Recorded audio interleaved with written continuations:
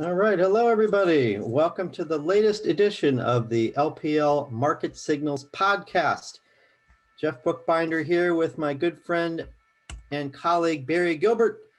Thank you for joining us this week, Barry. We're filling in for Ryan. How are you today? I'm doing well, if I wasn't already housebound, I would be now because you and I are both up in Boston. We've got some snow on the ground. That we do. We both did a little bit of shoveling here over the past few days.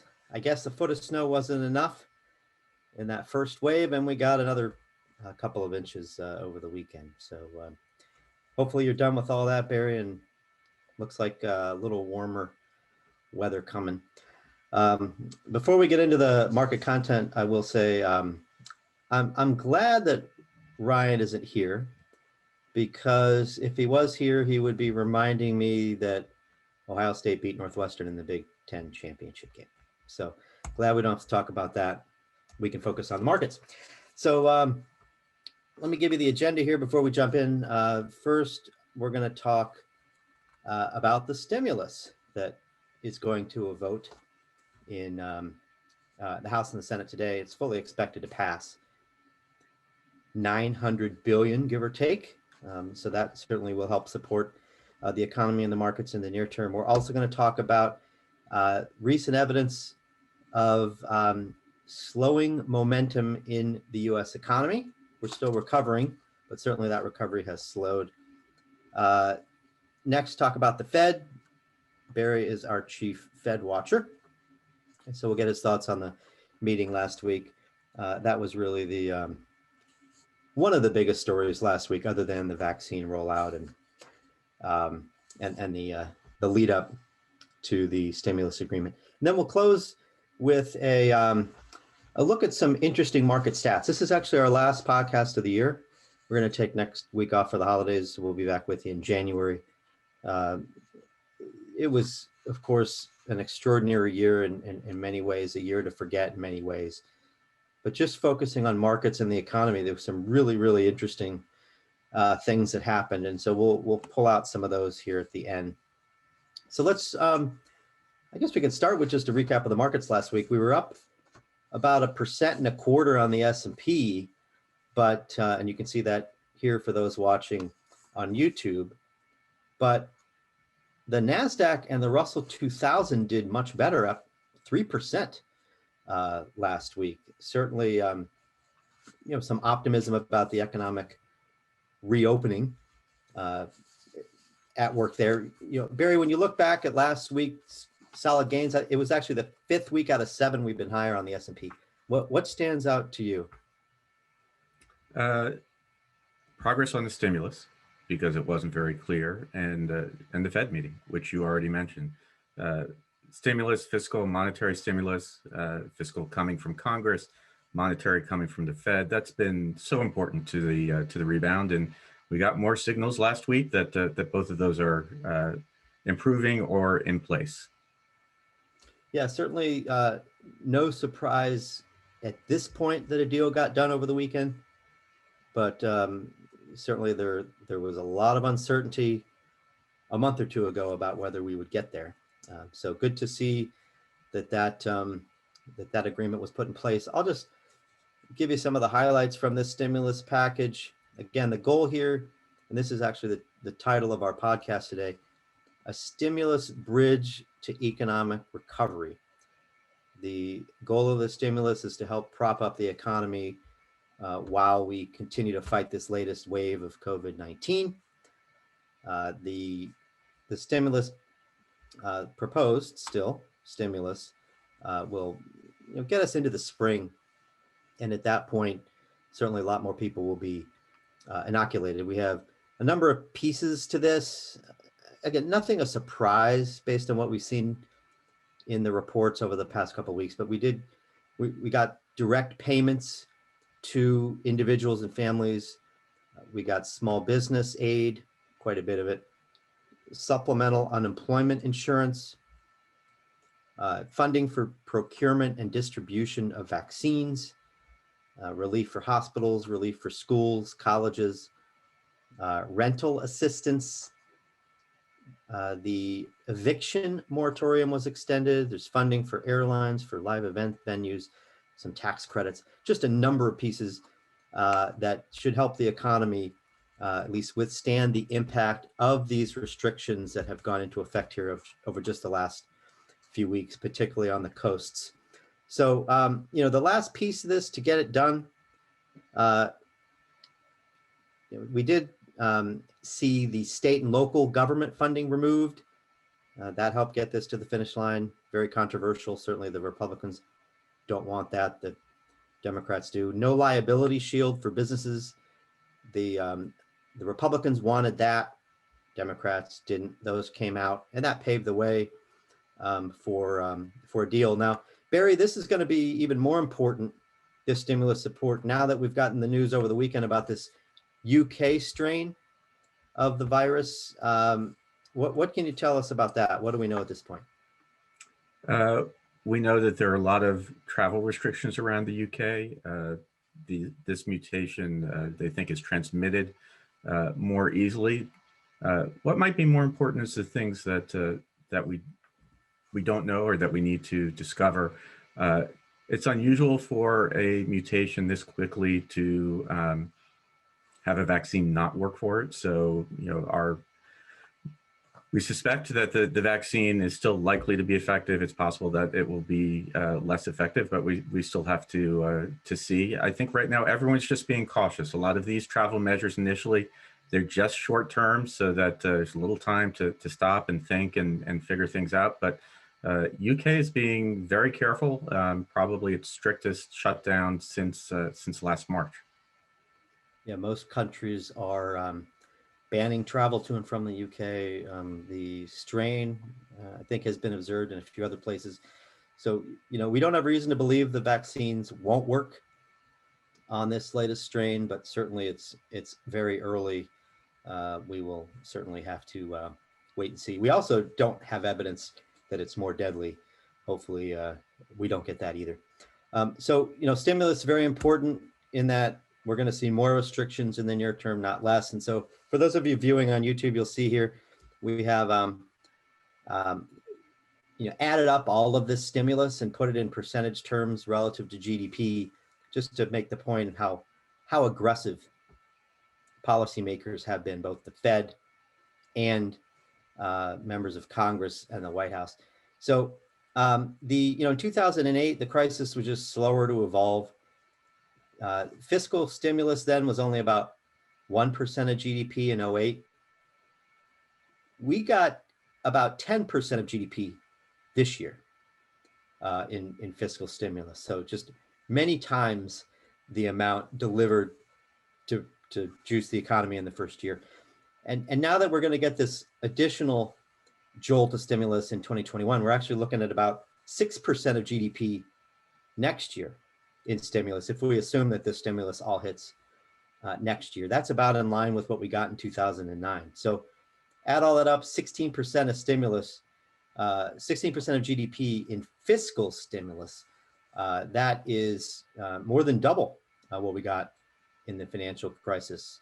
And then turning to the Fed, and I'll ask you to weigh in on this, Barry, the Fed has increased its balance sheet by about 15% of GDP this year.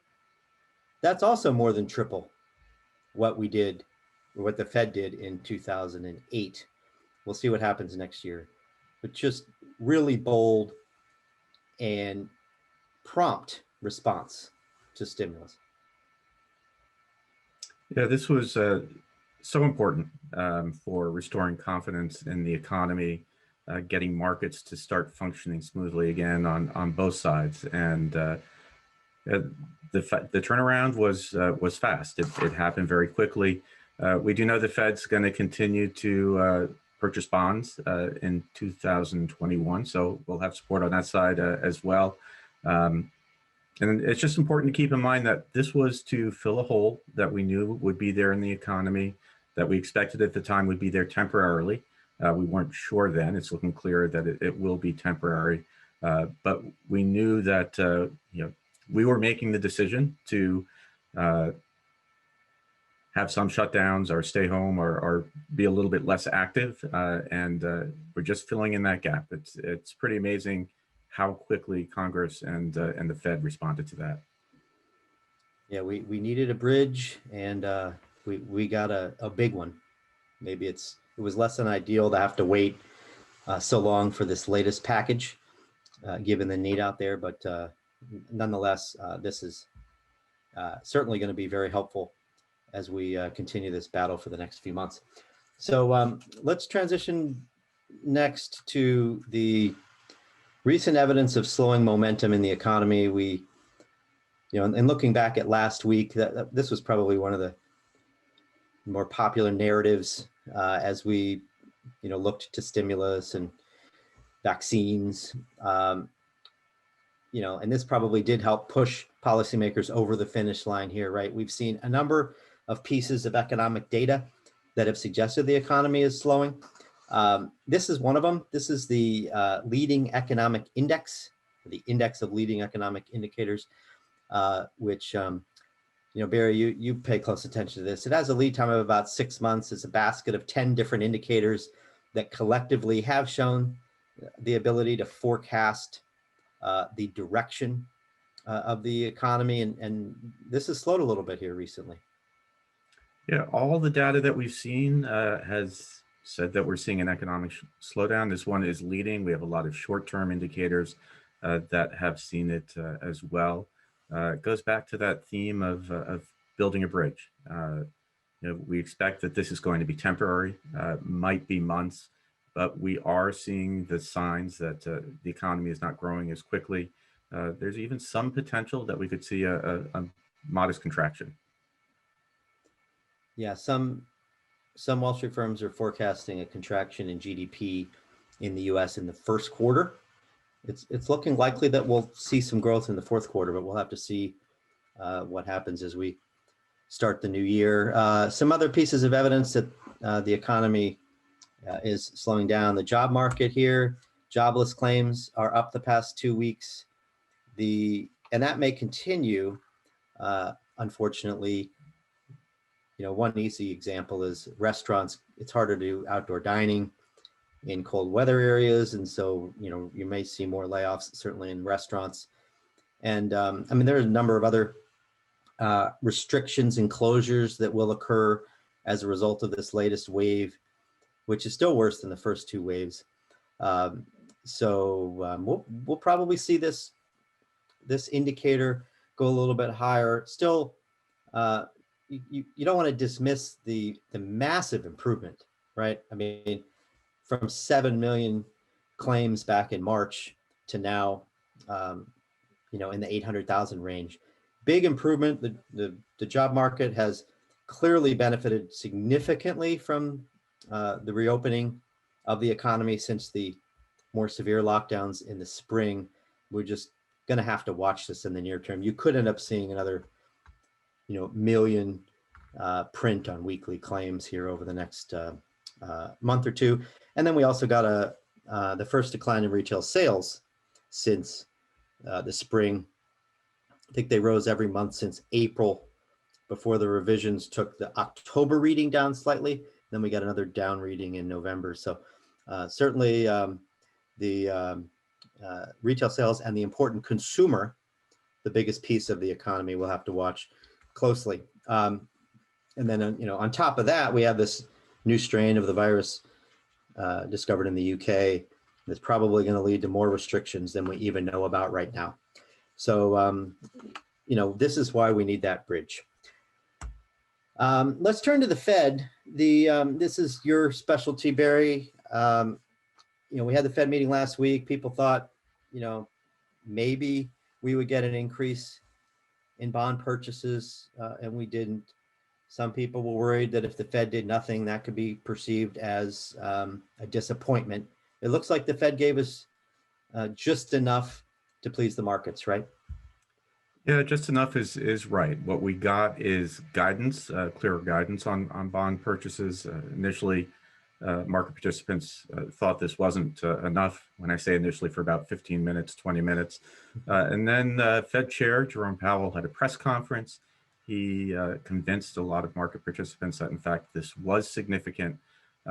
One of the reasons that it's significant, you can see if you have this in front of you, or you can recall, when in the last cycle, when the Fed was doing this bond purchase program, it stopped it twice. We had quantitative easing, or QE1, QE2, QE3, and had to get it going again and bring the support back. And that's not a mistake that they want to make this time.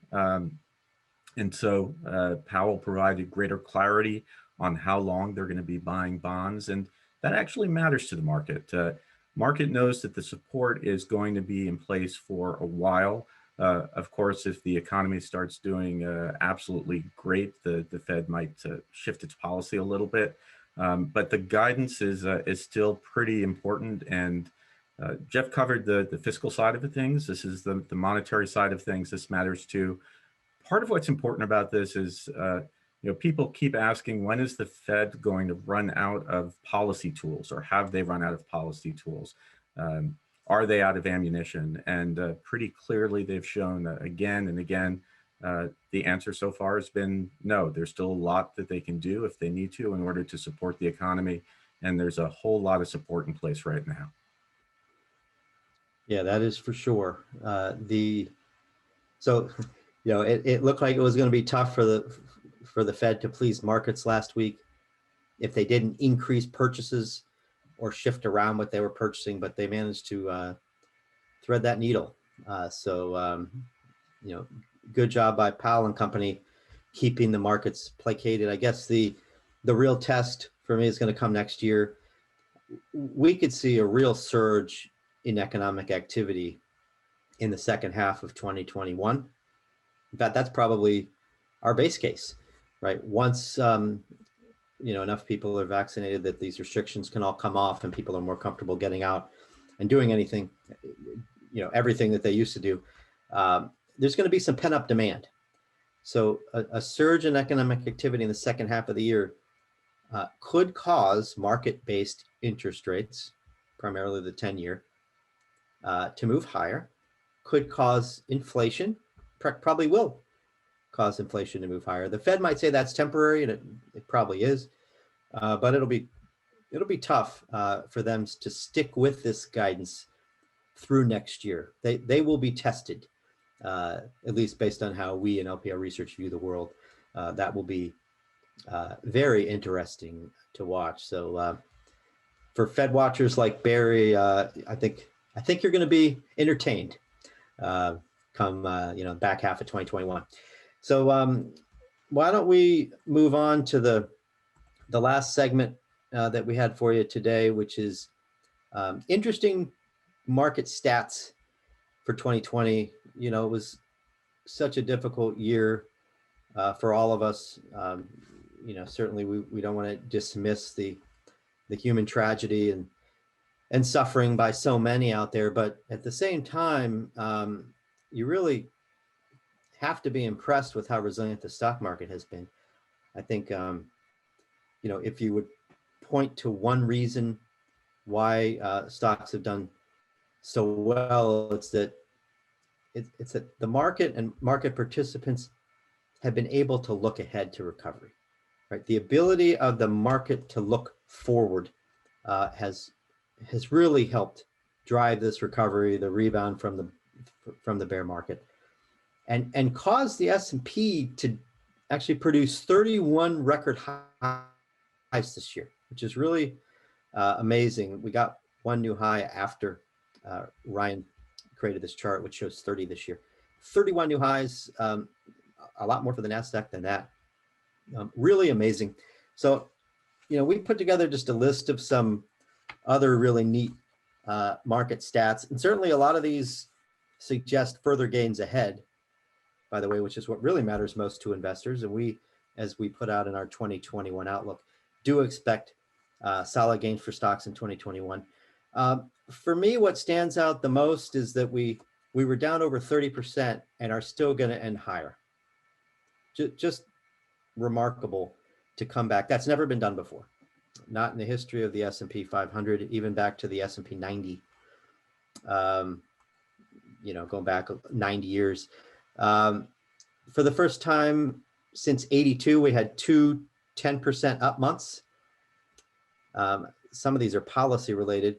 We had 11 up years in a row when we've had a split Congress. Now, obviously the year is not over, but we're going to make the assumption that stocks are finished to the year higher. We had stocks were up in a year when the president was up for re-election. The last time we had a down year under those circumstances, FDR. First time since 1884 when a new Democratic president didn't bring the Senate with him. That actually is what caused so many people to think the Senate would go Democrat, policy strategists, and it might still with the Georgia, Senate runoffs coming, but most likely it appears the Republicans will hold the Senate. We had negative oil prices in the futures market. That was a while back, but remember that, Barry? That was really, really strange. It, of course, reversed pretty quickly, but there were folks paying a lot of money to get oil delivery off their plates. That's my list, which and some of those certainly came from Ryan. Barry, what stands out for you this year? Yeah, I would just add one, interest rates, extraordinarily low. Short-term interest rates have been this low before. Long-term interest rates, never been this low in US history. I saw a chart that somebody did of 5,000 years of interest rate history for the major global economy. It is arguable that interest rates have never been this low. That's good for borrowers. It's a negative for savers. Generally speaking, tends to be good for the stock market. Bonds are less attractive and easier for businesses to borrow. So just never seen anything like this. Whether you look at the history of records that we have, US history from reconstructed data, or even back into global history, this is the lowest interest rate environment we've ever had. That's just extraordinary.